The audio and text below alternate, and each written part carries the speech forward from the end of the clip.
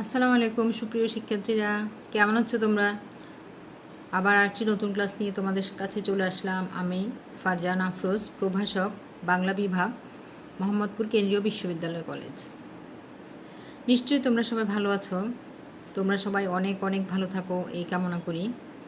সবাই করোনার এই দিনগুলোতে স্বাস্থ্যবিধি মেনে চলবে, বারবার হাত ধুবে, প্রয়োজনে জরুরি প্রয়োজন ছাড়া বাইরে যাবে না। যদি বাইরে যেতে হয় মাস্ক পরে, গ্লাভস পরে, স্যানিটাইজার সাথে নিয়ে তারপর যাবে। বারবার গ্লাভস যদি না পরো বারবার হাত স্যানিটাইজার করবে। তো আজকে তোমাদের ক্লাস শুরু করার আগে আমি তোমাদেরকে কিছু তথ্য দিতে চাই, যে তথ্যগুলো অলরেডি তোমরা হয়তো এর মধ্যেই তোমাদের বিভিন্ন বিভাগীয় শিক্ষকদের কাছে তোমরা জেনেছো যে তথ্যগুলো, তবু আমি আমার পক্ষ থেকে আবার নতুন করে তোমাদেরকে বলে দিতে চাই। সেটা হচ্ছে, তোমরা অনেক আনন্দ অনেক মজা করেছো। এবার কিন্তু তোমাদের পড়াশোনার টাইম চলে এসেছে, এখন পরীক্ষার টাইম চলে এসেছে। তোমাদেরকে কিন্তু বারবার আমরা বলেছি যে কোনো সময় তোমাদের পরীক্ষা শুরু হয়ে যেতে পারে। তো আমাদের মোহাম্মদপুর কেন্দ্রীয় কলেজের পক্ষ থেকে আমাদের মাননীয় অধ্যক্ষ ডিসিশন নিয়েছেন যে তোমাদের বার্ষিক পরীক্ষা হবে। যারা একাদশ শ্রেণীতে আছো, বার্ষিক পরীক্ষা আমাদের হওয়ার কথা ছিল, সেই মুহূর্তে করোনার আক্রমণের ফলে আমরা কলেজ বন্ধ হয়ে যাওয়ার পরীক্ষা নেওয়া সম্ভব হয়নি। এখন তাদের বার্ষিক পরীক্ষা আমরা নিতে চাই, অবশ্যই অনলাইনের মাধ্যমে। তো তোমাদের বার্ষিক পরীক্ষা শুরু হবে 20শে আগস্ট। 20শে আগস্ট তোমাদের পরীক্ষা শুরু হবে। তোমরা যার যার মতো যে যেখানে আছো সেখান থেকে তোমরা প্রস্তুতি নিতে থাকো। তোমাদের পরীক্ষা হবে সন্ধ্যা 7:30টায়, 7:30টা থেকে 9টা পর্যন্ত, মোট 1.5 ঘন্টা তোমাদের পরীক্ষা হবে অনলাইনে। এই 1.5 ঘন্টা পরীক্ষায় আমি আশা করব তোমরা প্রত্যেকটা ছাত্র যে যেখানে আছো সবাই যার যার সাধ্য অনুযায়ী চেষ্টা করবে পরীক্ষায় অংশগ্রহণ করতে। আর বাংলা বিভাগের পক্ষ থেকে বাংলার জন্য আমি তোমাদের কিছু কিছু তথ্য আমি দিতে চাই। সেটা হচ্ছে তোমাদের মানবন্টনটা, তোমাদের কত মার্কের মধ্যে পরীক্ষা হবে এবং কি কি থাকতে পারে সেটা একটা সম্ভাব্য তথ্য আমি দেই। সেটা হচ্ছে, তোমাদের প্রশ্ন হবে 50 মার্কের মধ্যে। 50 মার্কের মধ্যে পরীক্ষা হবে। তার মধ্যে এমসিকিউ থাকবে 20টি। এমসিকিউ থাকবে 20টি সুপ্রিয় শিক্ষার্থীরা, এমসিকিউ 20টি থাকবে। আর সিকিউ থাকবে 10 মার্কের, অর্থাৎ এমসিকিউতে 20 মার্ক, সিকিউতে 10 মার্ক। তোমাদের গদ্য থেকে একটি এবং পদ্য থেকে একটি, দু জায়গা থেকে দুটি সৃজনশীল থাকবে, যে কোনো একটি প্রশ্ন উত্তর দিতে হবে। আর ব্যাকরণ অংশ থেকে থাকবে 20 মার্কের ব্যাকরণ। মোট 1 ঘন্টা 30 মিনিট তোমাদের পরীক্ষা হবে। তো তোমাদের বার্ষিক পরীক্ষার যে সিলেবাসটা আছে সেই সিলেবাসটা অনুযায়ী তোমরা পড়াশোনা শুরু করে দাও। সেই সিলেবাস অনুযায়ী তোমাদের প্রশ্ন আসবে। সিলেবাসটা একটু বড় তোমাদের, 50 মার্কের তুলনায়, যেহেতু আমাদের এখন কিছুই করার নাই, আর এভাবে আমাদের পরীক্ষা নিতে হবে 50 মার্কের মধ্যেই, যেহেতু অনলাইন পরীক্ষা। সেজন্য সুপ্রিয় শিক্ষার্থীরা, তোমরা যার যার মতো করে প্রস্তুতি নিতে থাকো, ঠিক আছে? যার যার মতো করে যে যেখানে আছো ঘোরাফেরা বন্ধ করে, আনন্দ অনেক হয়েছে সব বন্ধ করে যার যার মতো করে পড়াশুনো শুরু করে দাও। আমি আশা করব তোমরা অনলাইনে পরীক্ষা দিবে এবং তোমরা সবাই ভালো করবে। তো ঠিক আছে, তাহলে চলো তাহলে আজকের ক্লাসটা আমরা শুরু করি, ঠিক আছে? তো শিক্ষার্থীরা আসো তাহলে আমরা ক্লাসটা শুরু করি। আজকে তোমাদেরকে আমি পড়াবো হচ্ছে সমাস। যদিও তোমাদের যে বার্ষিক পরীক্ষার ব্যাকরণের সিলেবাস আমাদের আগেই শেষ হয়ে গিয়েছে। কলেজ খোলা থাকার সময় আমি শেষ করে দিয়েছিলাম। তারপরও তোমাদের অনেকের রিকোয়েস্ট ছিল যে ম্যাডাম সমাজটা একটু আরেকবার পড়িয়ে দেন। তো সেজন্য আমি অত্যন্ত সহজভাবে, যতদূর সম্ভব অত্যন্ত সহজভাবে আমি তোমাদেরকে সমাজটা বুঝিয়ে দেব।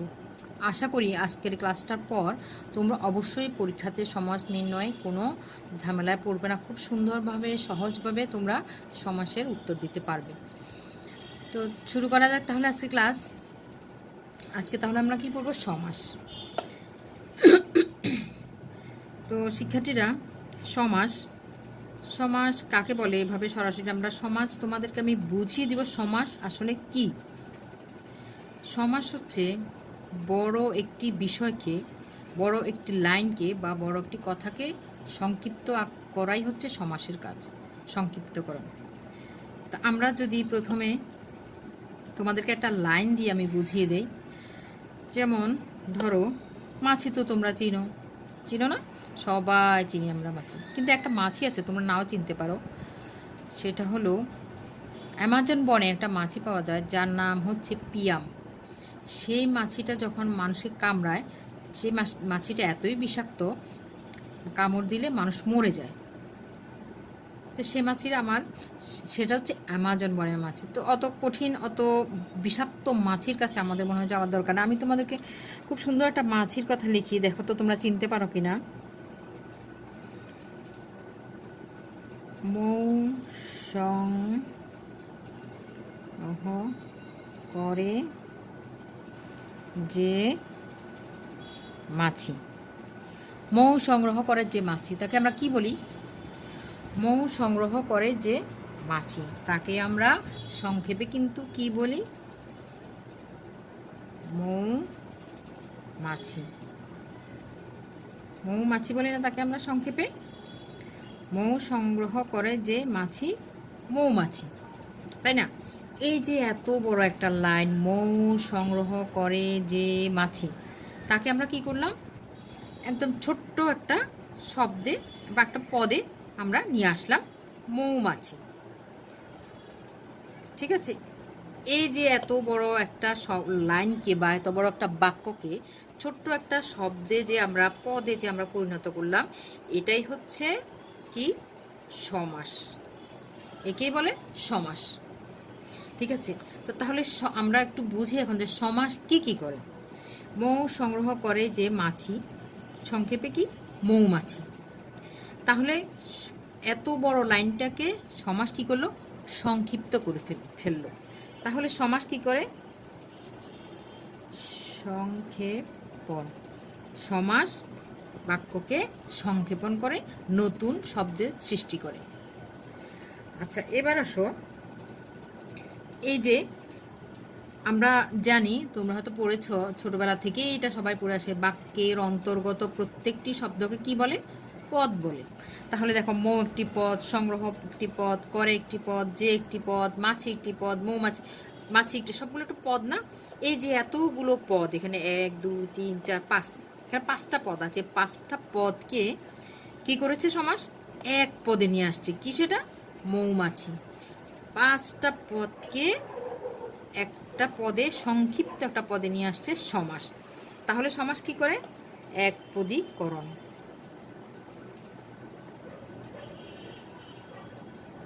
সমাস কি করলো?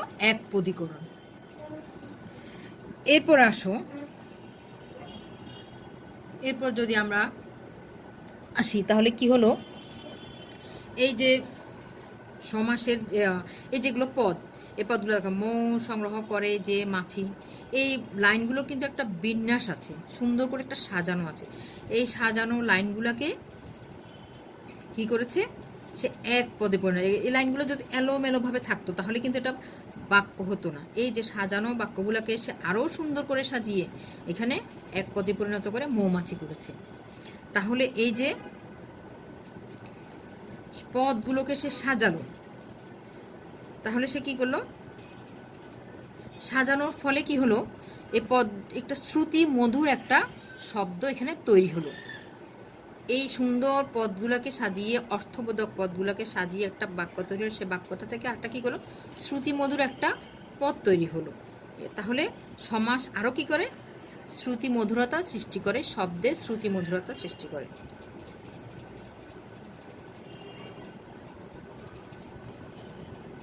শ্রুতি মধুর।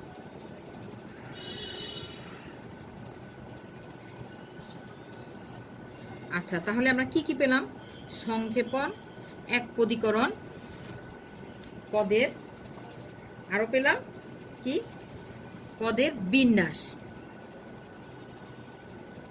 পদের একত্রীকরণ বা পদ বিন্যাস বলতে পারি, বা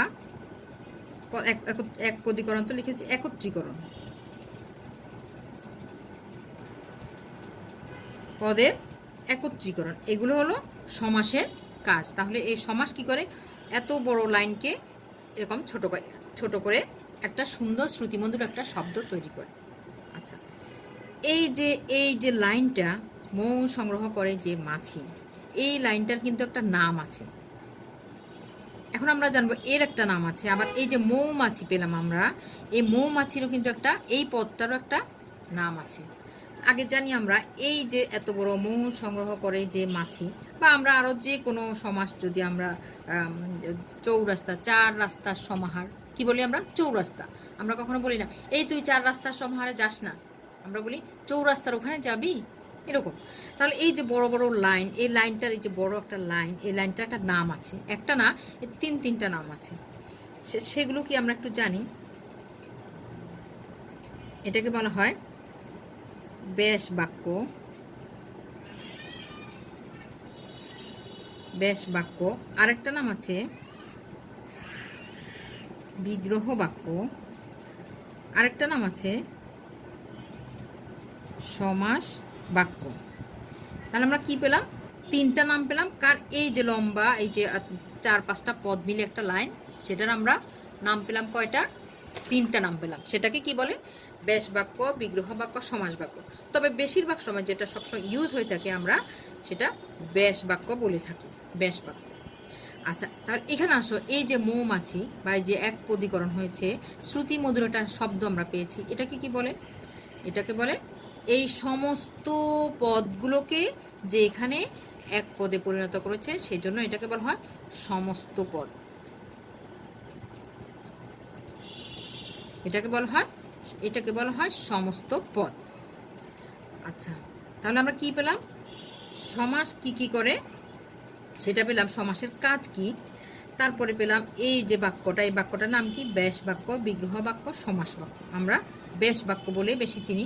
আর এক পদ, সবগুলো পদকে এক পদে পরিণত করে শ্রুতি মধুর যে একটা পদ আমরা পেয়েছি, সেটাকে বলে কি, সমস্ত পদ। এবার এর মধ্যে তোমরা দেখো দুটো মানে শব্দ আছে, আমরা এখানে আলাদা করব না, কিন্তু এখানে কিন্তু দুটো শব্দ বিদ্যমান অর্থগত দিক থেকে। যেমন মৌ একটা শব্দ আমরা পেতে পারি, বা একটা পদ, মাছি একটা পদ, মৌ একটা, মাছি একটা। মৌর একটা অর্থ আছে আলাদাভাবে, সেটা হচ্ছে কি, মধু। আর মাছি একটা পতঙ্গ বা একটা প্রাণী আমরা বলতে পারি। তাহলে এই যে দুটা পদ আমরা এখানে পেলাম, এই দুটা পদেরও কিন্তু আলাদা আলাদা দুটো নাম আছে। নাম দুটো কি আমরা একটু এখানে লিখি। প্রথম পদটার নাম হচ্ছে পূর্বপদ, আর শেষে যে পদটা মাছি বা যে কোনো কিছু হতে পারে, এখানে যেটাই সমাসবদ্ধ পদের মধ্যে থাকে সেটার নাম হলো পরপদ, অথবা এর আরেকটি নাম আছে, সেটি হচ্ছে পরপদ বা উত্তরপদ, উত্তরপদ। তাহলে আমরা কি পেলাম, তোমরা নিশ্চয়ই দেখতে পাচ্ছ। তাহলে আমরা পেলাম যে মৌমাছি যে শব্দটা, তার একটা, বা এখানে যে দুটো শব্দ, এই অংশটার নাম হচ্ছে পূর্বপদ। মাঝখানে যদি ভাগ করি আমরা দুটো পদ পাই। আমি তোমাদেরকে আবার একটু বলে দিচ্ছি, এই মৌমাছি শব্দটার এটা একটা পদ, মৌমাছি একটা পদ। এই দুটো পদের আলাদা আলাদা নাম আছে, এবং সমাসের মধ্যে প্রত্যেকটা সমাসবদ্ধ পদেরই তুমি দুটা পদ পাবে। প্রথমটাকে বলো পূর্বপদ, আর শেষেরটাকে বলা পরপদ বা উত্তরপদ। আর সমস্ত পদটাকে কি বলা হয়, এটাকে বলা সমস্ত পদ। তাহলে আমরা কি পেলাম, এই অংশটার নাম হচ্ছে সমস্ত পদ। তারপরে প্রথম যে অংশ সেটাকে বলা পূর্বপদ, পরের যে পদটা সেটাকে বলা পরপদ বা উত্তরপদ। আচ্ছা, এবার আসো সমাস কত প্রকার। এবার তোমরা আসো সমাস কত প্রকার, এখানে আমরা আসি। আমরা সবাই জানি সমাস হচ্ছে 6 প্রকার। কি কি, দ্বন্দ্ব সমাস, দ্বিগু সমাস, অব্যয়ভাব, কর্মধারায়, তৎপুরুষ, বহুব্রীহি সমাস। একদম সাধারণভাবে আমরা বলতে গেলে সমাস 6 প্রকার। কিন্তু আজকে তোমাদের বোঝার সুবিধার্থে, তোমাদের বোঝার জন্য খুব সহজভাবে তোমরা যাতে সমাসটা ধরতে পারো, সেজন্য আজকে আমরা অর্থের বিচারে, অর্থগতভাবে বিশ্লেষণ করে সমাসকে বানাবো কয় প্রকার, 4 প্রকার। আজকে আমরা সমাসকে 4 প্রকার বানিয়ে তারপরে আমরা শিখব। সেটা দেখবে কত সহজ। আচ্ছা, তাহলে আমরা 4 প্রকার কিভাবে আমরা সেটা এখন তোমাদেরকে করে দেখাই। 4 প্রকার কিভাবে হলো, প্রথমে আমরা শিখতে শিখতে যাবো যে 4 প্রকার অর্থগতভাবে আমরা সমাসকে বিশ্লেষণ করে 4 প্রকার বানাবো।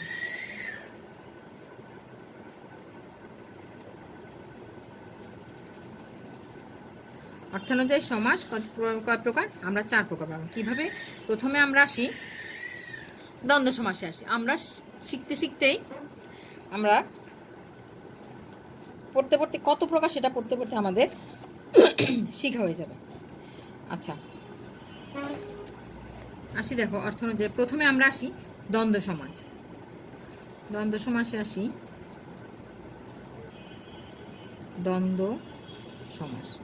দ্বন্দ্ব সমাস কি আমরা জানি। প্রথমে দ্বন্দ্ব সমাস কি, আমরা আসি দ্বন্দ্ব সমাসে। দ্বন্দ্ব সমাস কি আমরা যদি বলি, এই যে আমরা এখানে পড়েছি মাছি, এখানে দুটো আমরা পড়েছি যে একটা হচ্ছে পূর্বপদ, একটা হচ্ছে উত্তরপদ, তাই না? পূর্বপদ আর পরপদ বা উত্তরপদ। উত্তরপদ এখন আমরা পরপদ আর পূর্বপদ দিয়ে আমরা শিখি।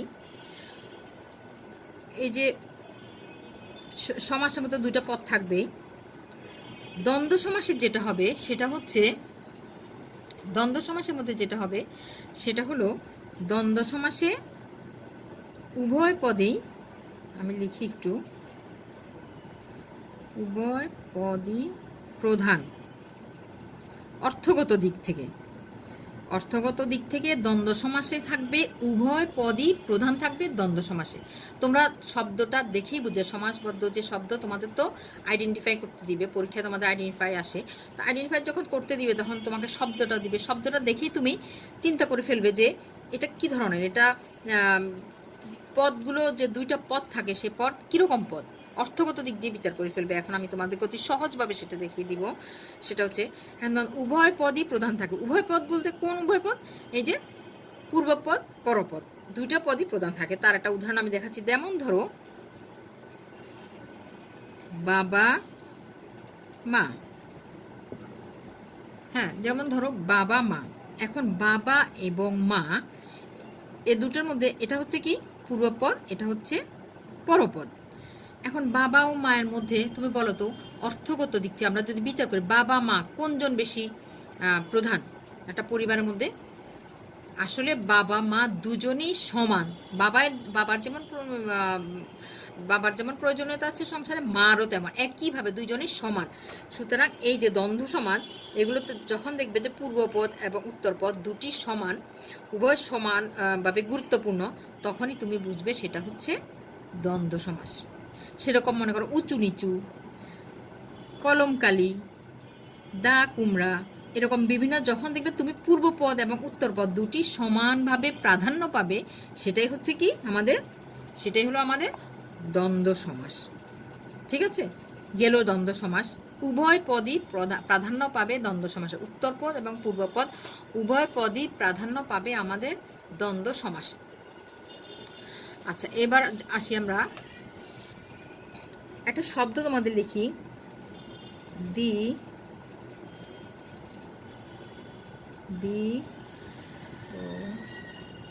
দ্বিতক। দ্বিতক, এখন দ্বিতক এই শব্দটা কি?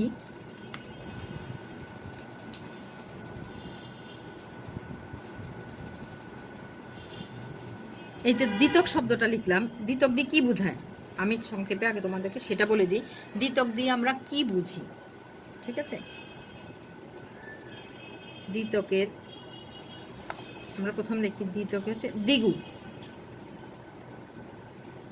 দ্বিগু সমাস, ততে হলো তৎপুরুষ, আর কতে হলো কি কর্মধারায়।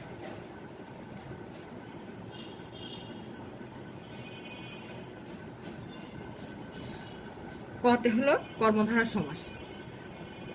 তাহলে দেখো দ্বিতক এই শব্দটা তোমরা মুখস্থ করে ফেলবে। দ্বিতক দ্বন্দ্ব সমাসে আমরা কি পেলাম? উভয় পদেরই প্রাধান্য থাকবে। আর এই যে দ্বিতক, দ্বিতকে কি হবে? দ্বিতকে হবে পরপদের প্রাধান্য। পরপদ কোনটা? এই যে এখন বাবা মা, মা পরের অংশটা যেটা, যেমন আমরা মৌমাছিতে পড়েছি মাছি, পরের অংশটা কি নাম কি? পরপদ। তাহলে দ্বিতকে হবে, দ্বিতক হচ্ছে দ্বিগু, তৎপুরুষ, কর্মধারায়, এই তিনটে সমাসে থাকবে পরপদের প্রাধান্য। পরপদ কোনটা? পরের যে অংশটা থাকবে, সমাস নিষ্পন্ন পদে পরের যে অংশটা থাকবে সেটাই হচ্ছে পরপদ। তারপরে আসো আমরা তাহলে আমরা বুঝি, তাহলে দ্বিগু কিভাবে বুঝবো দ্বিগু সমাস কোনটা। এখন দ্বিগু সমাসের মধ্যে থাকবে হচ্ছে, তুমি যদি কোনো, এখানে কয়েকটা শব্দ আমি লিখেছি, দেখো তোমরা, শব্দগুলো হলো দেখো, উঁচু নিচু, এটা তো হচ্ছে দ্বন্দ্ব সমাস, আমাদের দ্বন্দ্ব সমাস উঁচু নিচু। দেখো চৌরাস্তা, সপ্তর্ষি, রথ দেখা, গা ঢাকা। আরেকটা শব্দ আমরা লিখি, আরেকটা শব্দ লিখি হচ্ছে বিনা পানি, বিনা পানি। তাহলে আমরা কি লিখলাম? চৌরাস্তা, সপ্তর্ষি, রথ দেখা, গা ঢাকা, বিনা পানি। ঠিক আছে? তো দ্বিগু সমাস হলো কোনটা? তাহলে এখানে দ্বিগু সমাস এইগুলোর মধ্যে দেখো সংখ্যাবাচক শব্দ আছে কার সাথে? সংখ্যাবাচক শব্দ দেখো চৌরাস্তা, চৌরাস্তা মানে কি? চার রাস্তার সমাহার। তাহলে এখানে কি আছে? সংখ্যা আছে। সপ্তর্ষি, সপ্তর্ষি কি? সাতজন ঋষির সমাহার, বা সাতজন ঋষি আছে এরকম সপ্তর্ষি। তাহলে এই দুটাতে আমরা দেখতে পাচ্ছি কি আছে? প্রথমে সংখ্যা আছে। তাহলে সংখ্যাবাচক যদি হয় সেটা হবে কি? সেটা কি হবে? দ্বিগু। সংখ্যাবাচক যদি হয় সেটা হবে দ্বিগু সমাস। তাহলে আমরা পেলাম কি? দ্বিতক, দ্বিতকে পরপদে প্রাধান্য পাবে। এর মধ্যে দ্বিতক হচ্ছে দ্বিগু সমাস, তৎপুরুষ, কর্মধারায়। এর মধ্যে সংখ্যাবাচক যে পদগুলো থাকবে সেগুলো হচ্ছে কি? দ্বিগু সমাস। তাহলে কর্মধারা আসো তো দেখি, কর্মধারা কি? কর্মধারায় হচ্ছে, আচ্ছা আমরা আরেকটা শব্দ লিখি, দেখো সেটা হচ্ছে কাজল কালো, বা আমরা এখানে লিখি কাজল কালো, কাজল কালো। অথবা আরেকটা শব্দ আছে তুষার শুভ্র। আচ্ছা আমরা কাজল কালো দিয়েই বুঝি, কাজল কালো। এই যে কর্মধারায় সমাস আছে এই এখানে কাজল কালো, কাজল কালো বলতে কি বোঝানো হয়েছে? কাজলের ন্যায় কালো। তার মানে এখানে তুলনা করা হয়েছে একটা কালো, সেই কালোটাকে তুলনা করা হয়েছে কিসের সাথে? কাজলের সাথে। আবার তুষার শুভ্র, তুষারের ন্যায় শুভ্র, শুভ্র মানে সাদা, সাদাটাকে কিসের সাথে তুলনা করা হয়েছে? তুষারের সাথে। তাহলে আমরা বুঝবো যে এই যে যত তুলনামূলক আছে, তুলনা বোঝায়, কাজল কালো, তুষার শুভ্র, সিংহ পুরুষ, এই জাতীয় যত তুলনামূলক সমাস আছে সেগুলো হবে কি? কর্মধারায়। কি হবে? কর্মধারা সমাস হবে। তুলনা বোঝালে হবে কর্মধারা সমাস। আর কি থাকবে? আর যেটা কমন সেটা তো পরপদের প্রাধান্য। এখানে কাজল কালো, কাজলের সাথে তুলনা করা হয়েছে, কিন্তু প্রধান কি? কালোটাই কিন্তু মেন। আমরা কালোটাকেই দেখছি, কাজলটা কিন্তু দেখছি না। আমরা কাজলের সাথে কি করছি? মনে মনে কল্পনা করছি যে ওই জিনিসটা কাজলের মতো কালো। তাহলে এখানে প্রাধান্য পাবে কি? কালো। ঠিক আছে, কালোটা প্রাধান্য পাবে। কালো হচ্ছে কি? এখানে পরপদ, কাজল হচ্ছে পূর্বপদ। তাহলে এখানে প্রাধান্য হচ্ছে কি? কালো, পরপদ। আর এখানে যেহেতু তুলনা করা হয়েছে, কালোকে কাজলের সাথে তুলনা করা হয়েছে, আবার তুষার শুভ্র হলে তুষারকে, সাদাটাকে তুষারের সাথে তুলনা করা হয়েছে, মেইন হচ্ছে সাদা জিনিসটা। তো এরকম যখন আমরা তুলনা দেখব সেগুলো হবে কর্মধারার সমাস। আচ্ছা এবার আসো তৎপুরুষ সমাস। তৎপুরুষ সমাস কোনটা? এখানে দেখো রথ দেখা, এখানে রথ দেখা, এখানে কিন্তু হচ্ছে রথটা মেইন হবে না, পূর্বপদ। কি দেখেছি আমরা? রথ দেখেছি। এটা হচ্ছে কি হবে? ব্যাস বাক্যটা রথকে দেখা। কাকে দেখা? রথকে দেখা। আমরা কিন্তু দেখছি, দেখাটাই এখানে মেইন, পরপদ। আবার গা ঢাকা, কি দিয়েছি আমরা? কেউ কি বলে? লোকটি গা ঢাকা দিয়েছে, সেই গা ঢাকা কি করেছে? সে গা ঢাকা দিয়েছে। তাহলে এই গা ঢাকা হচ্ছে পরপদটা হচ্ছে এখানে মেইন, আর রথ দেখা, দেখাটা হচ্ছে এখানে প্রধান। সেজন্য এটা তৎপুরুষের মধ্যে পড়বে কিন্তু তৎপুরুষ সমাসের পূর্বে যখন আমরা দেখব পরপদ প্রাধান্য পাবে এবং মাঝখান থেকে কি হবে, এই যে রথকে দেখা, এখানে আমরা দেখি রথকে দেখা কি হবে, রথ দেখা। এই যে কে কে হচ্ছে একটা বিভক্তি, তাহলে আমরা দেখব যে সমাস থেকে বিভক্তি লোপ পাবে এবং পরপদের প্রাধান্য থাকবে এবং বিভক্তি লোপ পাবে, সেটাই হচ্ছে তৎপুরুষ সমাস।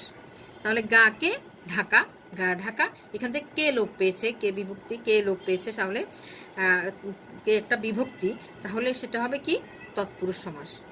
তাহলে আমরা কি পেলাম, চারটা অলরেডি আমাদের হয়ে গেল। সেটা হচ্ছে দ্বন্দ্ব সমাস। দ্বন্দ্ব সমাসে উভয় পদই প্রধান থাকবে, যেমন মা, বাবা, মা, উঁচু নিচু, কালি, কলম ইত্যাদি উভয় পদই প্রধান থাকবে, সেটা হচ্ছে দ্বন্দ্ব সমাস। তারপরে আমরা শিখে ফেলবো একটা শব্দ কি, দ্বিতক। দ্বিতকে কি হবে, দ্বিতকে পরপদই প্রধান থাকবে। এখানে আমি লিখি দ্বিতকে পরপদ প্রধান। এই জিনিসগুলো তোমরা শিখে ফেলবে, উভয় পদ প্রধান, পরপদ প্রধান, এগুলো শিখে। দ্বিতক অর্থাৎ দ্বিগু তৎপুরুষ কর্মধারায় এই তিনটা সমাসে পরপদ প্রধান থাকবে, যেমন চৌরাস্তা, রাস্তার সমাহার, চৌরাস্তা, রাস্তাটা কিন্তু এখানে মেন। তারপর সপ্তর্ষি, এখানে ঋষি, চারজন ঋষি, সাতজন ঋষি, ঋষিটা হচ্ছে মেন, কতজন ঋষি সেটা মেন না, ঋষিটা হচ্ছে মেন। আবার রথকে দেখা, কি দেখেছি আমরা, আমরা রথ দেখি, কি করি, দেখি, রথ কে দেখা দেখেছি। আবার গা ঢাকা, সেটা হচ্ছে ঢাকা, সে কি করেছে, ঢাকা দিয়েছে, গা ঢাকা দিয়েছে, এখানে পরপদ প্রাধান্য। আবার কি কাজল কালো বা তুষার শুভ্র, এখানে হচ্ছে পরপদ প্রাধান্য, ওখানে কালো পদটা প্রাধান্য পাবে আর ওখানে শুভ্র প্রাধান্য পাবে, সেই জন্য দ্বিতকে পরপদ প্রাধান্য পাবে বা পরপদ প্রধান। আর দ্বিগু কিভাবে বুঝবো, দ্বিগুতে কি হবে, দ্বিগু সমাস হচ্ছে যখন কোনো সংখ্যাবাচক আমরা শব্দ দেখব তখন আমরা বুঝবো সেটা দ্বিগু সমাস। আর যখন দেখব যে তুলনা বোঝাচ্ছে, তুলনা, কাজল কালো, বিভিন্ন তুলনা বোঝাচ্ছে, তখন বুঝবো আমরা কি কর্মধারায়। আর যখন দেখবো মাঝখান থেকে বিভক্তি লোপ পাচ্ছে, তোমাদেরকে আসলে বিভক্তিও বুঝতে হবে, বিভক্তি যখন লোপ পাচ্ছে তখন সেটা হবে কি তৎপুরুষ সমাস। তাহলে আমাদের কয়টা গেল, 1 2 3 4, চারটা সমাস আমাদের চলে গেল। এরপরে আসো আমাদের বহুব্রীহি সমাস। বহুব্রীহি, বহুব্রীহি মানে হচ্ছে বহু তো বহু, ব্রীহি হচ্ছে ধান, বহুব্রীহি। বহুব্রীহি সমাস আমরা কি বুঝবো, বহুব্রীহি সমাসের এখানে হচ্ছে একটা হচ্ছে দ্বন্দ্ব সমাস, উভয় পদই প্রধান, দ্বিতকে হচ্ছে পরপদ প্রধান। তাহলে বহুব্রীহিতে কি হবে, আসলে বহুব্রীহিতে কোনো পদই প্রাধান্য পাবে না, বহুব্রীহি হচ্ছে সম্পূর্ণ নতুন একটা কিছু প্রকাশ পাবে। যে সমাসে পরপদ উত্তরপদ কোনো পদই প্রাধান্য না পেয়ে সম্পূর্ণ নতুন একটা জিনিস প্রকাশ পাবে, সেটাই হচ্ছে বহুব্রীহি সমাস। তাহলে বহুব্রীহিতে কি হবে, নতুন অর্থ প্রকাশ পাবে, নতুন অর্থ পাবে, বহুব্রীহিতে কি নতুন অর্থ পাবে। যেমন ধরো কি লিখেছি আমরা, বিনা পানি, বিনা পানি। এখন বিনা অর্থ বিনা, বাদ্যযন্ত্র, আর পানি কি, পানি হচ্ছে হাত। তাহলে এখানে কি বিনা প্রধান নাকি হাত প্রধান, আসলে বিনা এখানে কি বিনা বুঝাবে না হাত বুঝাবে, এর হচ্ছে বিনা পানিতে যার। এখন এখানে এখানে তো কোনো কিছুই বোঝাবে না, এখানে সম্পূর্ণ ভিন্ন একটা জিনিস বোঝাবে, সেটা হচ্ছে দেবী সরস্বতী। এখানে সরস্বতী দেবীকে বোঝানো হয়েছে বিনা পানি দিয়ে। এখানে দেখো ওইগুলোতে কিন্তু যা বলেছে তার কিছু ভাব আছে এগুলোতে, কিন্তু বিনা পানিতে এসে কোনো পদেরই প্রাধান্য পেল না, কিছুই বোঝানো, সম্পূর্ণ নতুন একটা জিনিস বোঝানো হলো, সেটাকে বলা হয় কি বহুব্রীহি সমাস, সম্পূর্ণ নতুন অর্থ প্রকাশ পায়। আচ্ছা, যেমন ধরো কানে কানে যে কথা, এখন কথা বলেছো কানে কানে, কিন্তু কানের কোনো অংশ কি বোঝালো, ওটা কানা কানে, ঠিক আছে, সেরকম বিনা পানি। আবার একটা উদাহরণ দিতে পারলাম বেতার, বেতার কি, বেতার। এখন এখানে বে কি, আর তার কি, এখানে বে দিয়ে কি বোঝায়, বে বে এখানে হচ্ছে বে অর্থে না বোঝায়, নাই, না বোধক অর্থে। তাহলে বেতার। আর তার কি, তার হচ্ছে তার নাই, মানে বেতার মানে তার নাই। তাহলে এখানে বেতার তার নাই কি, আসলে এখানে বেতার দিয়ে বেতারের কিছু বোঝায় না, সম্পূর্ণ নতুন একটা জিনিস বোঝায়, সেটা হচ্ছে একটা কোনো যন্ত্র, বেতার যার কোনো তার নাই, যন্ত্র, সেটাকে আমরা রেডিও বলতে বুঝি, তাই না, একটা যন্ত্র বোঝায়, সেটা কি বেতার। তাহলে বিনা পানি, বিনা পানিতে, বিনা অর্থ বাদ্যযন্ত্র, পানি, হাত, কিন্তু এর কোনোটাই না বুঝি কি বোঝানো, সরস্বতী দেবীকে বোঝানো হয়। আবার ধরো বেতার, বেতার বলতে কি বোঝানো, বেও বোঝালো না, তারও বোঝালো না, কি সম্পূর্ণ অন্য একটা অর্থ প্রকাশ করলো, সেটা কি যন্ত্র বা রেডিও। আবার পীতাম্বর, পীতাম্বর কি, পীত অম্বর, এর কোনোটাই বোঝালো না, কৃষ্ণকে বোঝানো হয় পীতাম্বর। তো এরকমই বহুব্রীহি সমাস হচ্ছে সম্পূর্ণ নতুন একটি অর্থ প্রকাশ করবে যে সমাজে, সেটাই হচ্ছে বহুব্রীহি সমাস। তারপরে আমাদের বাকি আছে কি দেখো, অব্যয়ভাব। এরপর আমাদের বাকি থাকলো অব্যয়ভাব সমাস, সমাস অব্যয়ভাব। আচ্ছা, অব্যয়ভাব কি, অব্যয়ভাব সমাস কিভাবে আমরা নিরূপণ করব। অব্যয়ভাব সমাসের প্রথমে একটা অব্যয়জাত শব্দ থাকবে বা একটা উপসর্গ থাকবে। যেমন ধরো দুর্নীতি, যেমন ধরো দুর্নীতি, দুর্নীতি একটি শব্দ। এখানে দুর্নীতি, এখানে দেখো দুর্নীতি, দূর একটা আর নীতি একটা। দূর মানে কি, নাই, অনেক দূর, নাই। আর নীতি কি, নীতি তো নীতি। তাহলে এখানে দুর্নীতি বলতে কি বোঝানো হলো, এখানে নীতি নাই। নীতি থাকলে কখনো আমরা দুর্নীতি বলি না, তাই না, যখন নীতি থাকে না তখনই আমরা বলি দুর্নীতি। এই যে আগে যে একটা শব্দ বুঝালো দুর্নীতি, নাই অর্থ বুঝালো, বা এই যে দূর, একটা অব্যয়জাত শব্দ দুর্নীতি। এই যে যখন কোনো শব্দের শুরুতে তুমি এরকম অব্যয়জাত শব্দ দেখবে, তখনই বুঝবে যে এটা হচ্ছে অব্যয়ভাব সমাস। ঠিক আছে, যেমন উপশহর,